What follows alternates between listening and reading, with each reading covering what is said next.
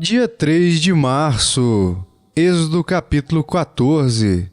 Disse o Senhor a Moisés: Fala aos filhos de Israel que retrocedam e se acampem defronte de Piairote, entre Migdol e o mar, diante de Baal-Zefon. Em frente dele vos acampareis junto ao mar. Então Faraó dirá dos filhos de Israel: Estão desorientados na terra, o deserto os encerrou. Endurecerei o coração de Faraó, para que os persiga, e serei glorificado em Faraó e em todo o seu exército. E saberão os egípcios que eu sou o Senhor.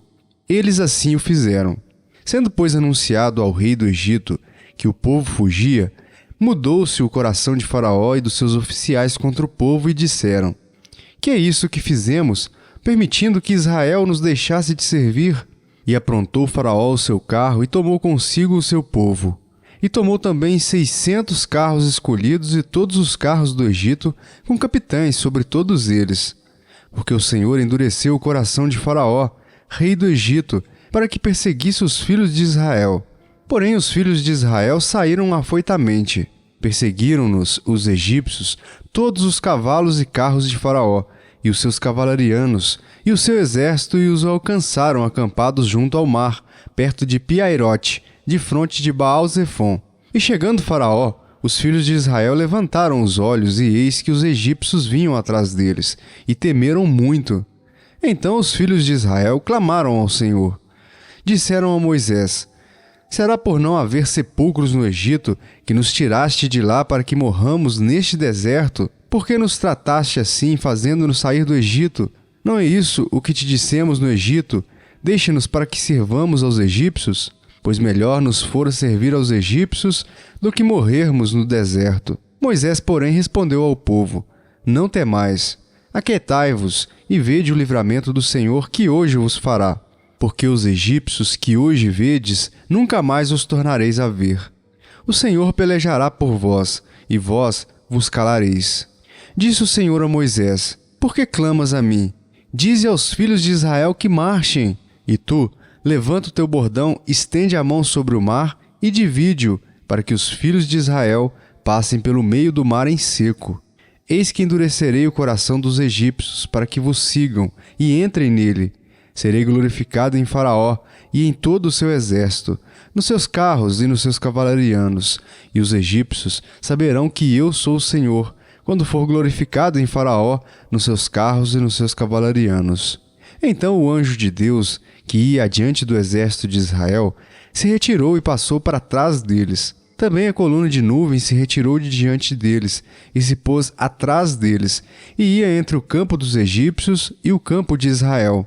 A nuvem era escuridade para aqueles e para este esclarecia a noite, de maneira que em toda a noite este e aqueles não puderam aproximar-se. Então Moisés estendeu a mão sobre o mar, e o Senhor, por um forte vento oriental que soprou toda aquela noite, fez retirar-se o mar, que se tornou terra seca, e as águas foram divididas.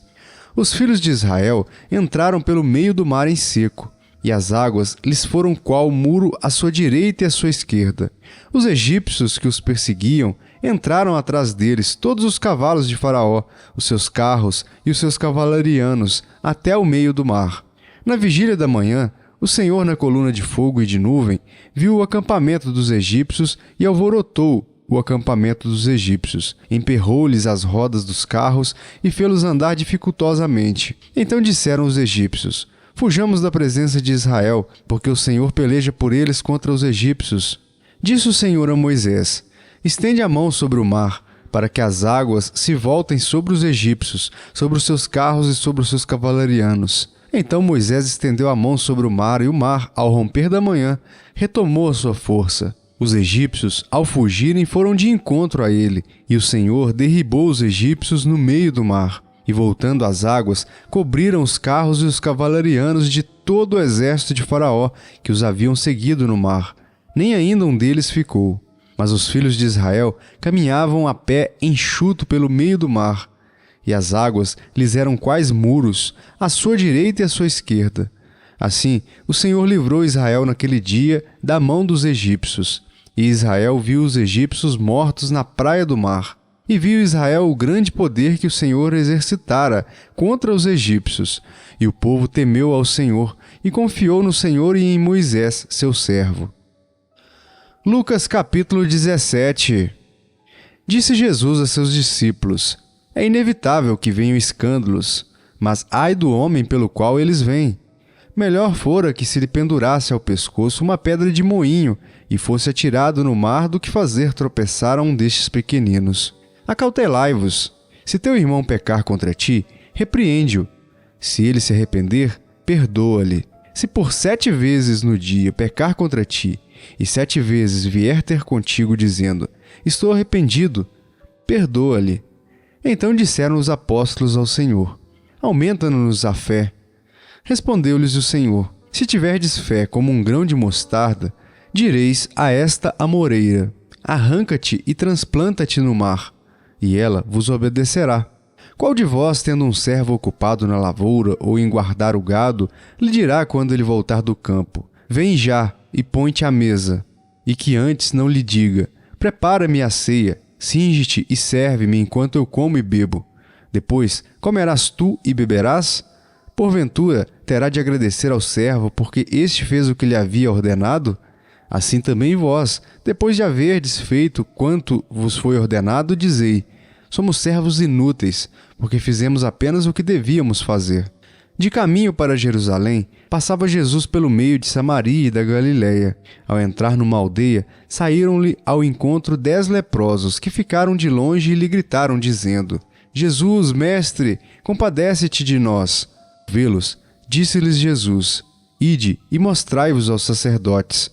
Aconteceu que, indo eles, foram purificados. Um dos 10, vendo que fora curado, voltou, dando glória a Deus em alta voz, e prostrou-se com o rosto em terra aos pés de Jesus, agradecendo-lhe, e este era samaritano. Então Jesus lhe perguntou: Não eram 10 os que foram curados? Onde estão os 9? Não houve, porventura, quem voltasse para dar glória a Deus, senão este estrangeiro?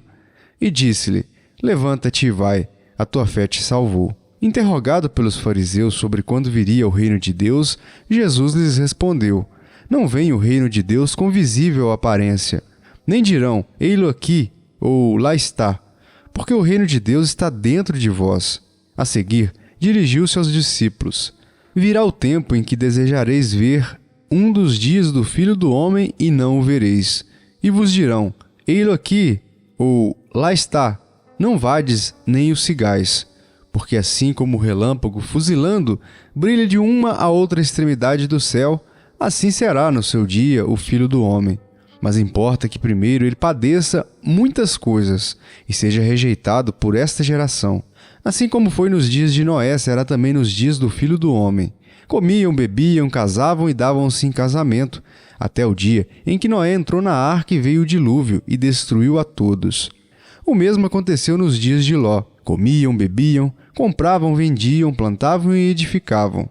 Mas no dia em que Ló saiu de Sodoma, choveu do céu fogo e enxofre e destruiu a todos. Assim será no dia em que o Filho do Homem se manifestar. Naquele dia, quem estiver no eirado e tiver os seus bens em casa, não desça para tirá-los. E de igual modo, quem estiver no campo não volte para trás. Lembrai-vos da mulher de Ló. Quem quiser preservar a sua vida, perdê-la-á, e quem a perder, de fato a salvará. Digo-vos que naquela noite 2 estarão numa cama, um será tomado e deixado o outro. 2 mulheres estarão juntas moendo, uma será tomada e deixada a outra. 2 estarão no campo, um será tomado e o outro deixado. Então lhe perguntaram: Onde será isso, Senhor? Respondeu-lhes: Onde estiver o corpo, aí se ajuntarão também os abutres. Jó capítulo 32. Cessaram aqueles 3 homens de responder a Jó no tocante ao se ter ele por justo aos seus próprios olhos. Então se acendeu a ira de Eliú, filho de Baraqueu, o buzita, da família de Rão. Acendeu-se a sua ira contra Jó, porque este pretendia ser mais justo do que Deus. Também a sua ira se acendeu contra os 3 amigos, porque mesmo não achando eles o que responder, condenavam a Jó. Eliú, porém, esperara para falar a Jó, pois eram de mais idade do que ele. Vendo Eliú que já não havia resposta na boca daqueles 3 homens, a sua ira se acendeu. Disse Eliú, filho de Baraqueu, o Buzita: Eu sou de menos idade e vós sois idosos. Arreceei-me e temi de vos declarar a minha opinião. Dizia eu: Falem os dias e a multidão dos anos ensine a sabedoria. Na verdade, há um espírito no homem e o sopro do Todo-Poderoso faz sábio. Os de mais idade não é que são os sábios, nem os velhos, os que entendem o que é reto. Pelo que digo, dai-me ouvidos, e também eu declararei a minha opinião. Eis que aguardei as vossas palavras, e dei ouvidos às vossas considerações, enquanto quem sabe buscáveis o que dizer. Atentando, pois, para vós outros, eis que nenhum de vós houve que refutasse a Jó, nem que respondesse às suas razões. Não vos desculpeis, pois, dizendo: Achamos sabedoria nele.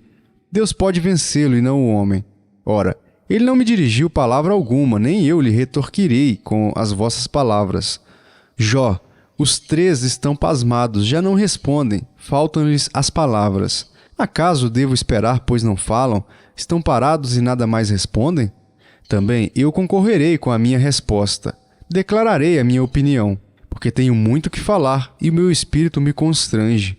Eis que dentro de mim sou como o vinho, sem respiradouro, como odres novos, prestes a arrebentar-se. Permiti, pois, que eu fale para desafogar-me. Abrirei os lábios e responderei. Não farei acepção de pessoas, nem usarei de lisonjas com o homem, porque não sei lisonjear, em caso contrário, em breve me levaria o meu Criador. 2 aos Coríntios, capítulo 2. Isso deliberei por mim mesmo, não voltar a encontrar-me convosco em tristeza, porque se eu vos entristeço, quem me alegrará, senão aquele que está entristecido por mim mesmo? E isto escrevi para que, quando for, não tenha tristeza da parte daqueles que deveriam alegrar-me, confiando em todos vós de que a minha alegria também é a vossa. Porque no meio de muitos sofrimentos e angústias de coração, vos escrevi, com muitas lágrimas, não para que ficasseis entristecidos, mas para que conheceis o amor que vos consagra em grande medida.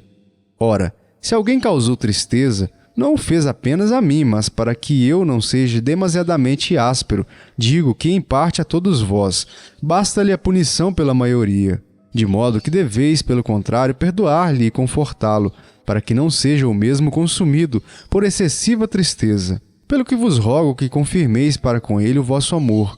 E foi por isso também que vos escrevi, para ter prova de que em tudo sois obedientes. A quem perdoais alguma coisa, também eu perdoo. Porque, de fato, o que tenho perdoado, se alguma coisa tenho perdoado, por causa de vós o fiz na presença de Cristo, para que Satanás não alcance vantagem sobre nós, pois não lhe ignoramos os desígnios. Ora, quando cheguei a Troade, para pregar o Evangelho de Cristo, e uma porta se me abriu no Senhor, não tive, contudo, tranquilidade no meu espírito, porque não encontrei o meu irmão Tito. Por isso, despedindo-me deles, parti para a Macedônia. Graças, porém, a Deus, que em Cristo sempre nos conduz em triunfo e, por meio de nós, manifesta em todo lugar a fragrância do seu conhecimento. Porque nós somos, para com Deus, o bom perfume de Cristo, tanto nos que são salvos, como nos que se perdem. Para com estes, cheiro de morte para a morte, para com aqueles, aroma de vida para a vida. Quem, porém, é suficiente para estas coisas? Porque nós não estamos, como tantos outros, mercadejando a palavra de Deus. Antes, em Cristo é que falamos na presença de Deus, com sinceridade e da parte do próprio Deus.